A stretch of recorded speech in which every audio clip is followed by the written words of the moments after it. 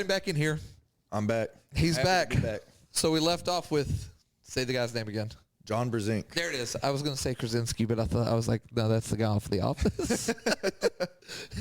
Nope, John Brzezinski, greatest of all time, the Jordan of arm wrestling. There we go. That's where we left off. So you got Jordan. Your buddy actually almost beat him. One of my sometimes training partners went against him back in October and almost beat him, but lost 0-3. And it was one great match. It's on YouTube. You can see me in there. But those two stole the entire day because you had the greatest of all time going against a up-and-comer who ended up, I think, 5th at the Russian Open, as I had mentioned last episode. He ended up 5th in his own weight class for that. And this guy walks around about 230 pounds, and he doesn't look a bit of it. I mean, he's just, he looks like a normal guy walking around, but he's strong. I mean, like I said in the last episode, he's one of the only guys that I've ever been with that can break my wrist back. And he took the greatest of all time's wrist and bent his back, which in arm wrestling, that's a big thing. Yeah, that's pancaking a guy. Essentially, yeah. Yeah.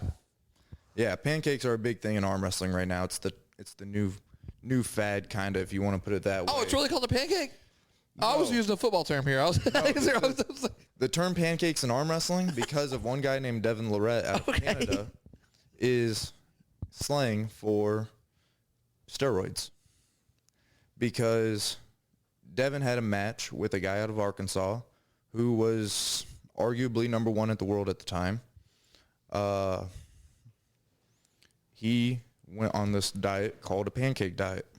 People eat pancakes, they get fat. They get fat and happy because it's carbs galore. Well, he said he went on the pancake diet to get up to 300 pounds, but people started terming this slang pancakes for steroids. And Devin just had a match against John a month ago, and Devin won that match. And Devin would currently be around your, as we were saying in the last episode, he'd be like your LeBron James right now, or near that. So we said Levon was the best in the world right now. Yeah. Levon and Devin have a match in June. And Devin is the guy you know. No, No, I'm sorry. I got confused. Dimitri is the guy I know. Okay, I'm sorry. Yeah. I'm getting the D's mixed up. Gotcha. Yeah, I gotcha. No, Devin is out of Canada. Phenom of an athlete. Really? You're talking about athletes. This guy used to run for fun. He was in the Canadian Special Forces and served, I think, 3 or 4 terms overseas. But as a young kid, he would do like these trail runs or whatever and just win them.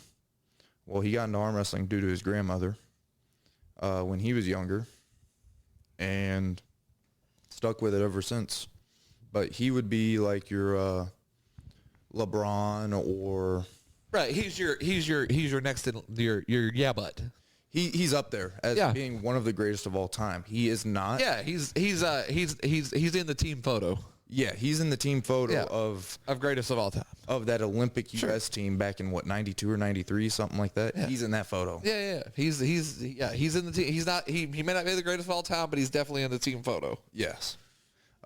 He's up there. There's lots of them throughout the time that you could put in that photo. Mm-hmm. But he would be one that would be singled out as being 6'6". Jesus Christ, he's 6'6"? 6'6" with a wide frame. So it seems to me, I don't know shit about this. But it seems to me that the bigger, like the taller you are and the longer your arm is, it seems like that's a disadvantage. Is that not true? It can be. It seems like it would be. It very well like can you be. Got a long ass arm. I have a long arm. It seems like that would be a disadvantage. It can be, depending on if I'm going against the right person. Yeah. Matchups, techniques. Matchups matter. Yeah, techniques can make a match. Yeah. Well, you need strength within that. If I go against a strong, short guy, then I might have some trouble against him.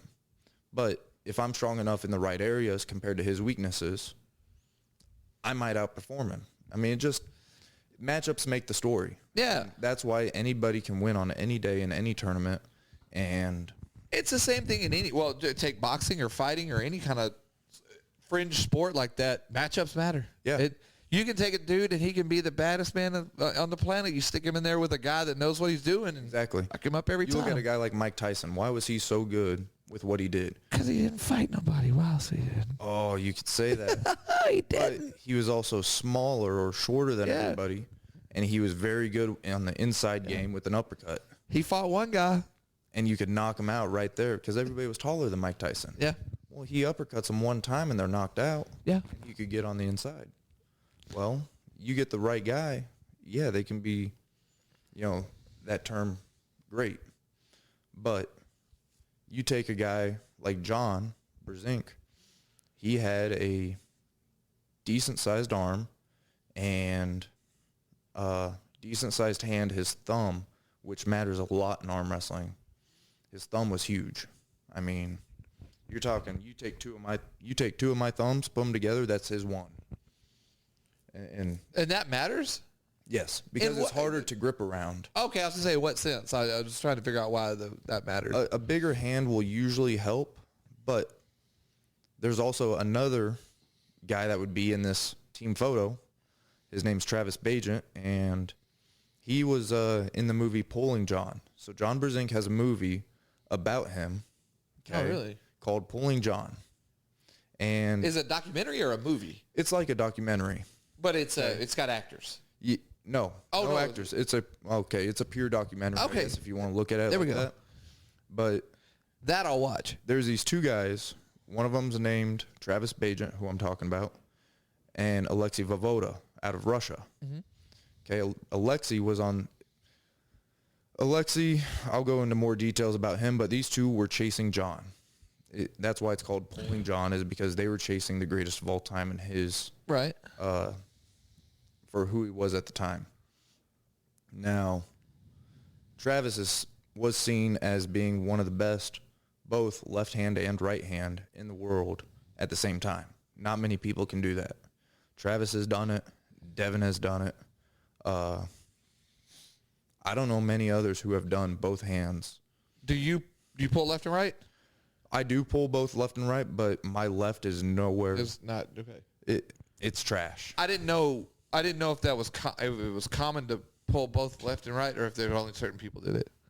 I like to say left-hand lives don't matter at all. Yeah. If somebody wants to be left-handed, go ahead, that's fine. But there's not many people who do great with it. I mean, there's one guy out of Ukraine, Oleg Zok, just his left hand is phenomenally different. Right. If you Google this guy, his name is Oleg Zok. You Google this guy, you will see a deformity in his left arm. And it is just weird. I mean, the guy weighs less than I do. But you put 3 of my arms to his 1. What? Yes. I mean, Does he do that on purpose, or is it just it was a genetic disorder? Yeah. There's another guy out of Minnesota. His name's Jeff Dabe. He's been on Tosh.0, and he's known as having the world's largest wedding ring finger. He's in arm wrestling.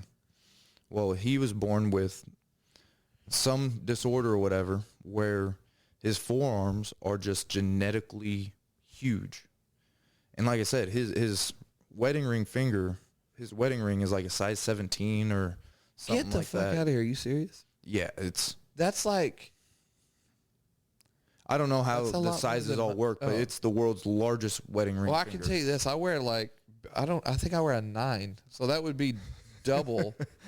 Yeah, his name. And I got a pretty big child. I mean, my hands ain't little. That's crazy, man. That's like double my finger. Yeah, his name is Jeff Dabe, but you had him. He's big in both arms, but his left is phenomenally stronger than his right. Same with Oleg Zok out of Ukraine. But a lot of people, including John Brzenk, mostly right-hand dominant people. It's just a lot of the tournaments back in the day used to be right arm only for some odd reason. They were right arm only, and so people developed this right arm favoritism. Right. And when I started arm wrestling, I was just better right-handed. Yeah. I mean, I mostly only train right-handed. Now, I pull left a little bit, do it for fun, do it to rest my right when I need to, but most of my energy will go into the right when it comes down to practicing and training and everything like that. Okay, so let's look at this. Let's look at this okay. So when's your do you have a next match right now? Yes, March 5th. March. Okay, so this is what, January 29th. So when do you? Is there, for lack of a better term, is there a fight camp? Is there a lead up, or you're always training? You're somewhat always training, but Okay. it's always rehab. Okay. So some people look at training differently. You got your people that will just go out there and they will practice once a week and then go to their 9-to-5 type job. Uh-huh. That's all they do. And then they'll practice once a week. There's people like me who will focus on practicing, and everything else in between is rehabbing the tendon muscle, or the tendon, not tendon muscle, the tendon, and then the muscles along with it. But the tendon takes so much damage when practicing that you're sore for up to a week normally, just to, you just got to rehab it. Lots of band work and everything like that. I mean, like I said in the last episode, a lot of people will quit arm wrestling after 1 or 2 practices because they cannot handle the pain of tendonitis. That's insane. So there's not really like a build up. You're just always training, and then March the 5th is time to go. Correct. I mean, I'm doing this for motivation. Yeah. And for, in a sense, ranking. I was tired of getting moved down the ranking match, or in the Texas rankings. I never called anybody out. I won tournaments. I went to tournaments. I'd place or I'd win, and it would never bump me up in the rankings because of the way that the Texas Arm Wrestling League has their rules, which it's a business move for them. Sure. I mean, if you have a ranking match, you pay $20 to the league, and they use that money to put on tournaments. They use it to have payouts to send people to nationals if they want to, or sponsored for stuff. So I guess what I'm asking. So you would win tournaments and things like that. So you were kind of Barry Sanders in it. You were just handing the ball to the ref. I guess, in a sense, yeah, you were winning these tournaments. You're moving on. You're doing what you're supposed to do. But now with this call out, this is more like on the entertainment side of it, where you're going. This is building something. This is something they can build and go. They can promote this. I guess is what I'm saying. So arm wrestling everything is done social media these days. Sure. And you have your social media warriors out there. I like to call them the Jake Pauls. Yeah. Okay. Right. They are the people who they're known over social media, but are they actually good at what they do? Right. No. Now, not to say Jake Paul isn't that good, but let's be honest, he got famous because of social media, not because of his boxing career. Right. Okay. Arm wrestling's turning into that because people go on social media, talk a little crap to each other, and set up a match at some big event, and their name gets out. Then you got a guy like me who wins the nationals at a well-known organization, and nobody really recognizes me. There was a kid out of California. I said to him at Worlds after he beat a guy that I normally go back and forth with I've become an overall record holder against him. He used to always have my number. Finally, I got a little bit better after a couple of years, and I'm starting to beat him consistently. Well, this kid beats him one time. Biggest win of the kid's career. I'm sitting at the poolside a little bit intoxicated, and I'm in Florida on vacation. No more tournament to worry about, anything like that. I go up to the kid and be like, hey, whenever you come down to Texas, you and I should set up a match. He was all for it. Well, then he actually has a chance to come down to Texas, pull some kid out of Ohio out, and I'm like sitting there like, really, dude? I mean, Yeah. We already talked about this. Yeah. And he told me on social media that he thought the other guy would be more worthy or more. What? Yeah, throwing some shade out there. Right.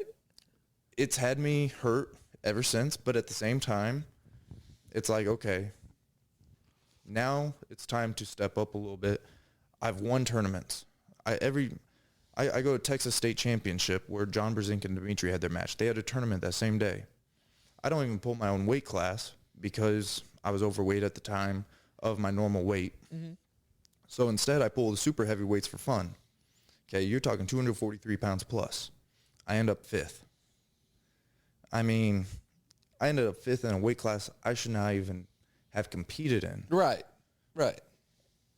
That's in the state of Texas that had 4 other states at it because it was like an open. And, I mean, to me, it was just disrespectful what this kid did. And so now I'm going to – I called this kid out, essentially, who's second place in Texas currently. And him and I have a match on March 5th now. So this is the kid from Cali? No. Oh, I was like, no, what? I apologize. I'm not going to say a whole lot of names. Yeah, no, that's cool. Yeah, don't do it. The kid out of Cali, he had a super match today, and the last 3 matches he had, super matches mean best of 3, best of 5, etc. Right.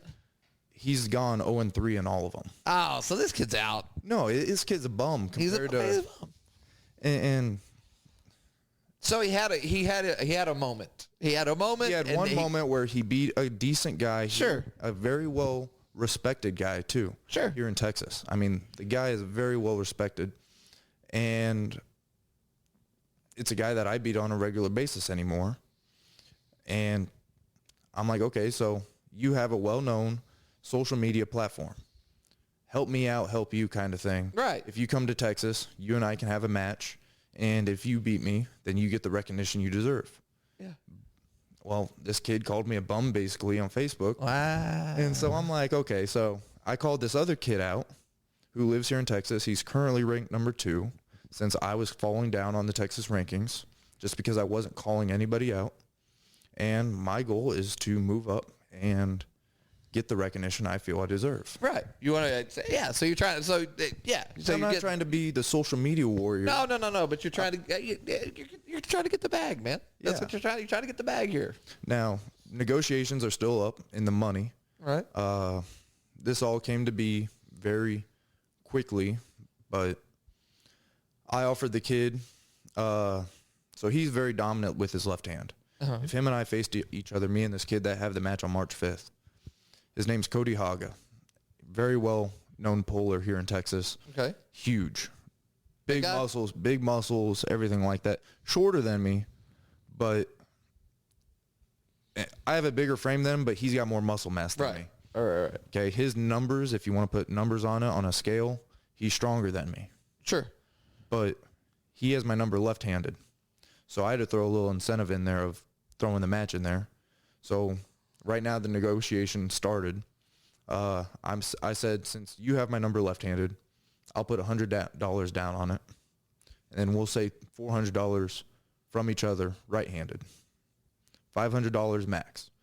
I'm waiting to hear a counter offer to see what he says.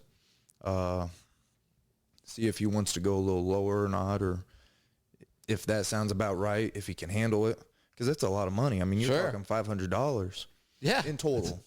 So 100 left, because I know I'm going to probably lose left-handed. Sure. But I'm going to compete and have fun with it. But the big money's going to come right-handed. That's all I care about. He's number 2 in Texas, and more than likely the winner will inherit the number 1 position here in Texas, because the 2 people who are going for their respective number 1 and 2, both left and right, they're facing each other.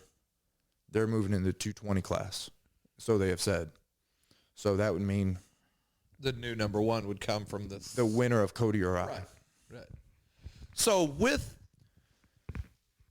say perfect world. Let's say you win. I plan to. Okay, so I don't want to speak for you, but This kid Cody has never beat my right hand, and I've never beat his left. Okay. But he just had a very impressive match against a guy I've never beat right-handed, and he beat that guy. So what happens? So what happens if you pull right and you beat him, and then you pull left and he beats you? Don't that just is that cancel out, or does it the right hand is more what they're looking for? How does that work? As far as rankings, or Ranking, yeah. Oh, so there's individual rankings. I got you. So There's the a left-hand rankings come rank. from the right hand, and the rankings come from the left There's hand. two different rankings. I for got that. you. All right. You got a All left-hand rank and a Sure. right-hand, because like me, I'm better right-handed than left. Right. Just, it's how it is. I mean, my dad, who is right-handed, he was always better left-handed because something, probably when he was working flesh and hides or something like that, he just had to use his left arm. You take a woman, for example, a woman is normally stronger in their left hand because when they're right-handed, they're always holding a baby in their left. I didn't think about that. Yeah, so they're stronger left-handed technically because Yeah, that's where all the holding- they're always holding a kid in their left hand to do stuff with their right. I didn't even think about that. That's pretty smart. Yeah. Well, same with, say, men or anything like that. I mean, depending on what your strong side is, I guess you could say, it could depend on a whole lot. I mean, I don't know where I'm going with that fully, but No, I know what you're saying. I'm right-handed. I'm more technically sound in my right hand. So Left then hand. this match coming up would be this is right-handed. The left hand is just For fun. for funsies. Yes. Okay. So the right hand matters. Yes, and he has agreed to that as well, that he knows he probably has my left hand, but the right hand is the one that matters the most when it comes down to it, So- because he's trying to prove himself right-handed. So perfect world, you win this thing. Okay? Take over the inherited number one spot. We hope, yeah. I hope. That's like I said, perfect world. Take over the number one spot. So now if you're number one, that's got to start getting some call outs for sure, huh? You would think so, yeah. I've been waiting for somebody to call me out here in Texas for a while, and nobody does. There's a complete separation between where I'm at and who's below me. So the top 4 of us probably have complete control in the rankings against each other. Like we go back and forth kind of thing. Sure. And then everybody else lower. It's a 4-man race. Yeah. It's a Everybody else 4-man lower race, and is- everybody else is looking up. Exactly. That's kind of how it is. Now, there's another ranking out there where it goes based off tournament wins. Well, you can't really base it off tournament wins because you could have a dog war one match, and then the next match you go against some nobody and you're completely dead. Right. And all of a sudden you lose to that guy. Yeah. That ranking, it's somewhat fair, but it's not.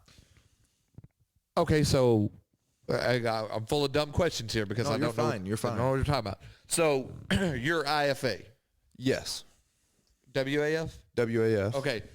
Do they co-promote? Is there ever a time where they go, all right, let's line up your best 3 and our best 3, and let's see what happens? No. No co-promotion. Not yet, no. But there is currently, when is that? I want to say it's like next weekend or in 2 weeks or something like that. There's a East versus West hemisphere type thing. So people from the United States, pretty much, and Canada are going to go against the Eastern seaboard, if you want to call Over it that. there. Over there, where it's a lot of Georgians, Kazakhstan, Russia, everything like that. I mean, a whole bunch of people. Yeah, it's going to be a big matchup. Are you? I think it might be in Turkey, Istanbul, Turkey, is where it's at. Uh-huh. So you're not.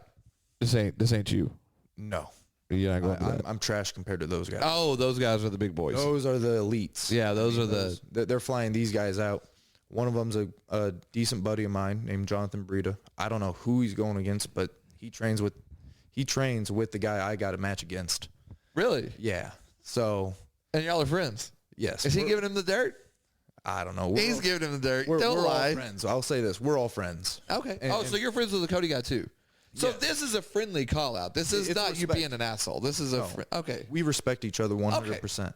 I got you. I want to make sure. Now, I could talk trash on him, but I'm not going to. Yeah, because yeah, he yeah. could talk trash on me the same way. Sure. I mean, No, that's the yeah.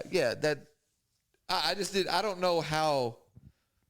I don't know if this is all a respect thing or if y'all are like, go fuck yourself and, this is not Michigan, Ohio State. Yeah. Okay, this isn't Texas, Oklahoma. Yeah, this is two people that respect each other are going to do their thing. Yes. So Cody, before he assumed the number 2 ranking in the past, which he just assumed 2-3 months ago, something like that, he just got it because he beat somebody who was in that spot. He was ranked below me before that.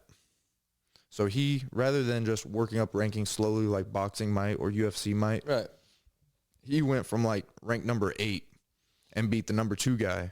So now he's 2. And then he took the number 2 spot because of that. So what are you currently ranked? I think I'm 5th or 6th. So this is 2 versus 5. Something like that, yeah. But I've never called anybody out. So, I mean, in my own mind, if I'm going based off tournaments or tournament placings and actual weights within the tournaments, I would assume the number 1 or 2 spot between another guy down there, down in the Beaumont area. But him and he's had my number almost every single time. I've beat him once in his home tournament. Yeah. I beat him there, and it shocked a lot of people. But I was on a big old streak at the time then, too. So, okay, so what was I going to... I don't know. He's one of the guys, this guy that I'm saying, that I kind of... He's had my number ever since. He weighs naturally 20 pounds heavier than me. Right. And he just cuts massively to where I walk around a certain weight anyways. So... Yeah. So is there... So that you're talking about nationals, worlds, all this stuff. So is there a season? Is there? Not generally, no. Okay, so this is all year round. Yes. So when is nationals? Nationals will be on June 25th this year. Okay, so this is coming up. June 25th and 26th is nationals. That's what everything in this match that I'm doing, this call out, that's kind of I could say a warm up. Yeah. More of a motivation to stay strong, I was getting bored. I go to the gym, go through my little routine, but I wasn't really working for anything. Right. So, and the tournament crowd has kind of been quiet as far as promotions. Right. Unless I wanted to travel out of state. But as far as being in Texas right now, there's within a 3-hour, 4-hour drive, there's not a whole lot going on besides practices. So you pull March 5th? You pull March 5th. Yes. And so like you pull March 5th. When's the next viable time where you've rested up and you're like, all right, this is where you're not doing something stupid and going to get yourself beat? Like, how many weeks do you need in between? For training or for rest? So you pull March 5th, and then when's the next time if somebody goes, all right, I'm gonna go, we're next? Yeah. When's the next time you feel comfortable going, all right, let's do this again? At the current moment, based off work schedule. Yeah. At the current moment, which I'm supposed to be going to day shift, having weekends off and stuff. Right. I would probably take 6 weeks. No shit, you take that long? I would take that long. I was thinking in my head 2 or 3 weeks. I could, but I'd prefer. But again, not I'm talking about not getting your ass smoked for no reason. You're talking about you're going to take 6 weeks. I would take 6 weeks to take it serious, and I do that because I would have to train my muscles to pull a certain style, essentially, because I have my own little style, or technique that works for me. That's my A+ go-to. Right. But you watch film, sure, and you try to watch film. Some people don't have a lot out there on them, but you try to watch film to find out their A+ card. Their style. Yeah, their big style. What's their ace of spades to go to? Okay, you try to find that, and you're going to work your way towards defeating that, because it's a little wrestling match in between. Right. You're on your offensive side, but as you're on your offensive side, you're also having to be defense all within a split second, because the turn of a wrist, the movement of a finger could change the whole match. So in essence, you pull March. I'll be ready by June. 100%. You might be able to pull one more before June. I could. Maybe one more, and that would be, but that's it. Then and it's June. Pretty much, yeah. So this is going to help me cut weight from my current fat boy status of, eating spaghetti and Right. beefaronis and drinking Dr. Peppers and all that stuff, to coming from 215 pounds is what I'm sitting at right now, going down to 198.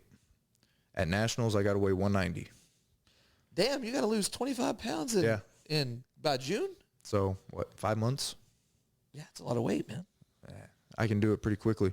I've lost 14 pounds in a week already last year for Worlds. Yeah, but you had to have felt like shit.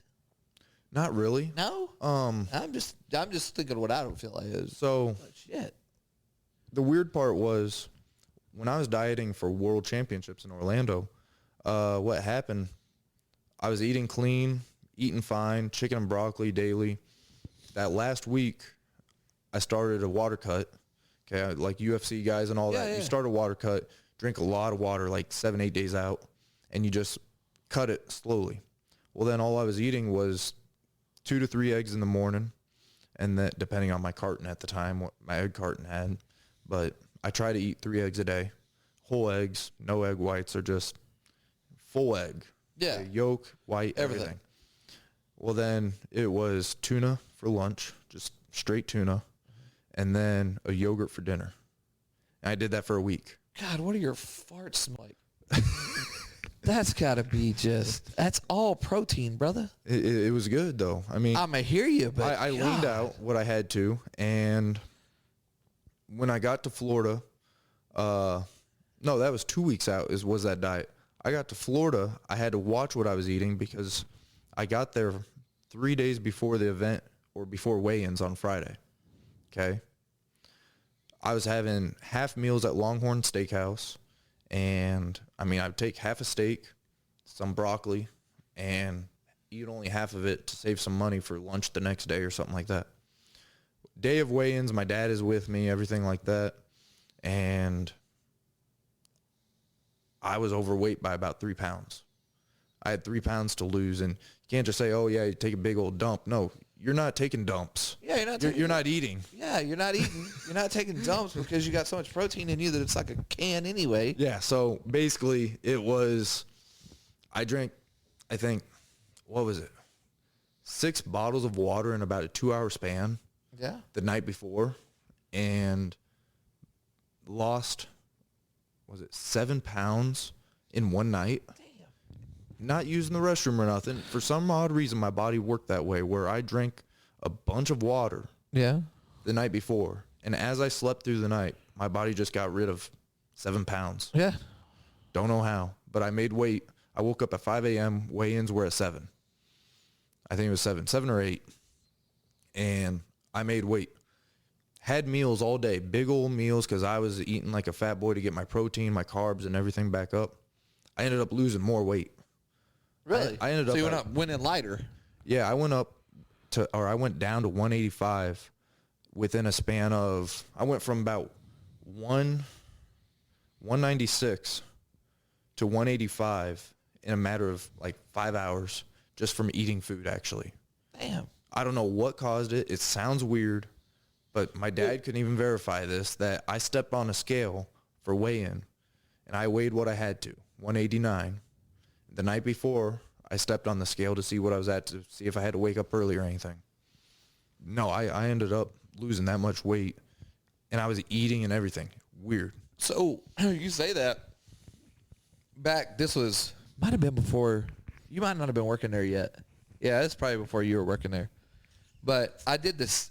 So my dumbass wanted to lose weight, and I was actually legitimately like doing active stuff. You know, I was doing my Cameron Park stuff like that, and so don't lie. You were doing little fad diets and everything. No. I really. But you're saying that I didn't do a fad diet, but I went. You know what?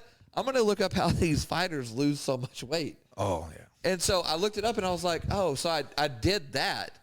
What happened is apparently my body doesn't do that well on that kind of stuff, because my body basically went into like a starvation mode. And I did what you did. I was eating. I was doing everything normal, just like it was. Couldn't stop losing. Yeah. It just kept going and going. And I finally got to 179 pounds. Looked like I had cancer. Really? I mean, oh yeah, because me at 179 that's bad. Like, it's because I'm bigger bone dude anyway. So it looked like, I mean, honestly, it looked like I had cancer, man. That was bad. And I went to the doctor, and the doctor's like, yeah, dummy, don't do that. He was like, here, those guys like know what they're doing. You sent your body into starvation mode, and it just went, let's eat everything. So, like, so were you eating carbs at the time and stuff, or was it more of like what people call the keto diet? No, at that time? Yeah. No, this was not keto stuff. This was, honestly, I don't even remember what it was at this point. Couldn't tell you. All I know is I looked it up on the internet and went, yeah, I'm going to do that. And I did that, and I was like, oh, this is a bad idea. The internet does that. I mean, it's like, hey, you go to medicope.com or whatever. What's the big one everybody goes to? And they're like, oh, I'm going to die. And it's just like, oh, yeah. Oh, yeah, don't ever read Google, man. You're dying right now. Yeah, you're dying right now. Oh, man. No, the body did that, though, just as you were saying. Yeah. And, I mean, I think it caused me to drink more beer, and I was just thirsty like no other because I was waking up with a hangover almost daily. And I probably shouldn't have, knowing that I was competing. But at the same time, I mean, once you get into tournament mode, it's completely different. The adrenaline, I mean, it gets cold in the room, and you're going to the restroom. I mean, we got one guy that I've trained with quite a bit. He's great buddies with my dad. His name's, we call him Popeye. Okay.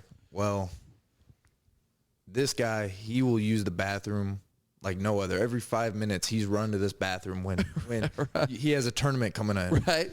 So he's a nervous pee-peer. Oh, yeah. Yeah. And everybody's like that prior to the tournament. Sure. Well, when you're in tournament mode, you can either focus on that or you're focusing on the tournament. And where do I go? I go straight to the tournament. Right. I get past the pee-pee mode. Right. You got me. Yeah, I get past that mode, and, man, it's straight focus because as soon as you hear your name up, it's that click of the switch. I mean, you watch Over the Top. Yeah. He flips the little hat around and everything.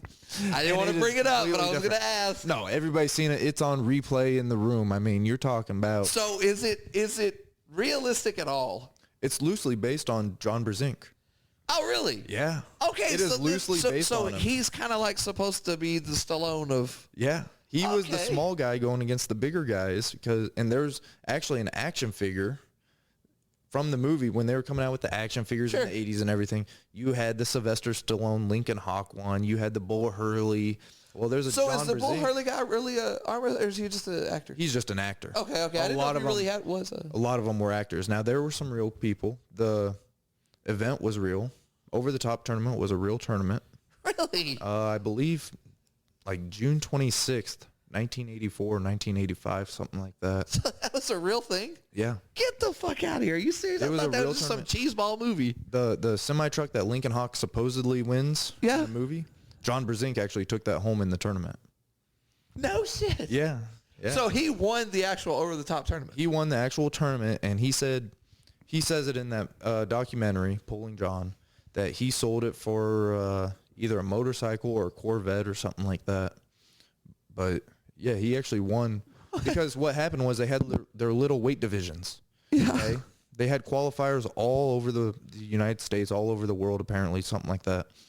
And then the big finale was in Las Vegas, where they were filming the movie.